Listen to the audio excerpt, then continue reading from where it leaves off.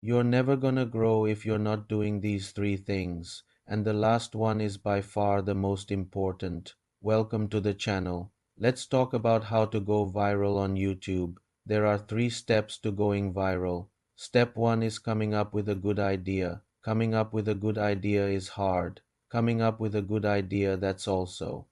Unique and different is even harder. But that is what you need to do if you want to get a ton of views on YouTube. You need to come up with a good idea that's also unique and different. Now, there's no magic formula for coming up with a unique idea. It just comes with time and experience. But what you can do to increase your chances of coming up with a good idea is to consume a ton of content in your niche. Consume a ton of content in your niche so that you can get inspiration, so that you can see what is working, and so that you can put your own unique spin on things. For example, if you're in the fitness niche, you should be consuming fitness content, right?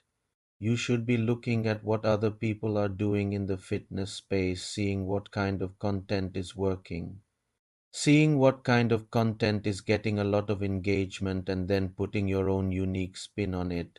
Maybe you can take two different pieces of content and mash them together and create something new and unique. Maybe you can take a piece of content and turn it into something that is never been done before. The possibilities are really endless, but you need to be creative and you need to think outside the box. And once you have that unique idea, you need to execute on it. You need to create a piece of content that is never been created before, or at least hasn't been created in a long time. If you create a piece of content that's never been created before, it is more likely that people are going to share it because it is something that they've never seen before. They're going to be intrigued by it. They're going to want to share it with their friends and family, and that's how you go viral on YouTube. If you do all this right, you're going to get a ton of views, you're going to get a ton of subscribers, and you're going to be on your way to YouTube stardom.